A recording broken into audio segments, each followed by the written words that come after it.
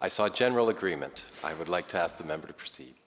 Okay, thank you, thank you, Mr. Speaker, and thank you to the members of the government for answering these questions. One question that I've been receiving, it's kind of weird to be standing representing the most isolated communities, I think, on the opposition side. I know there's other communities, but rural and isolated communities have been sending me, primarily the Gulf Island communities, but I think lots of rural and isolated remote communities in this province members are concerned about the impact that COVID-19 could have if the outbreak went through those communities, just due to the lack of health services in the communities. And so I've received a number of emails from people asking to shut down the Gulf Islands or to shut down access for people who are not residents, to stop the flow of people coming in and out of the communities.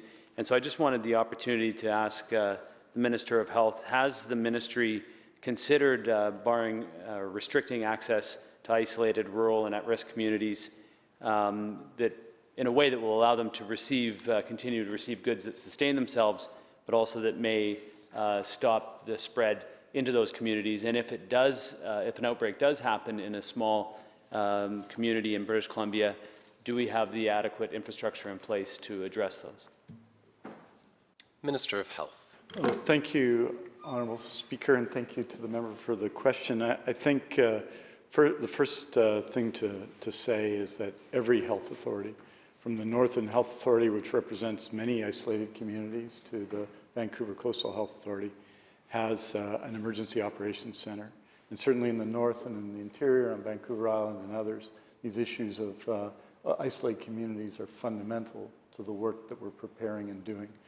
It's also true that the First Nations Health Authority has its own emergency operations center and is doing a lot of work now with First Nations communities around British Columbia to prepare. So a number of things are important. One, as the member suggests, we have to ensure and reinforce, if necessary, if there's a case of outbreak in a community, that we can get staff and supports to that community to have rapid response in all health authorities to such a situation should it develop. That's very important.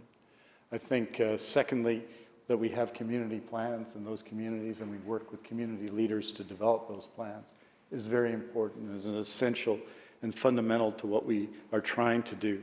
Obviously, healthcare workers in those areas, in remote communities, are stepping up every day to be part of those efforts.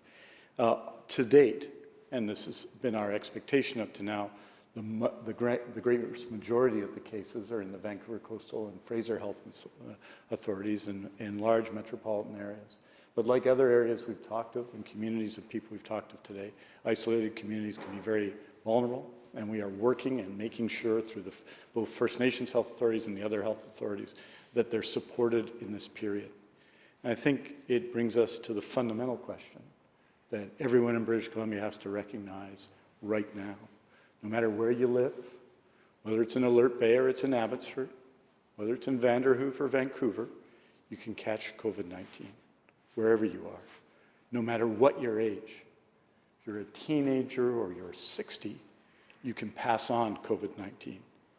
So let's not make any mistake about it. We're all involved in this fight. In every community, we've got to wash our hands. In every community, we've got to stay home for 6. 100%. It's 100%.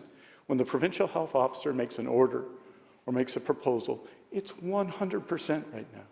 That's where we have to be. Dr. Henry has asked us to do some extraordinary things that nobody in this legislature would have imagined doing maybe a few weeks ago in the last number of weeks. And we need 100% compliance in every community, 100% of people, 100% of the time.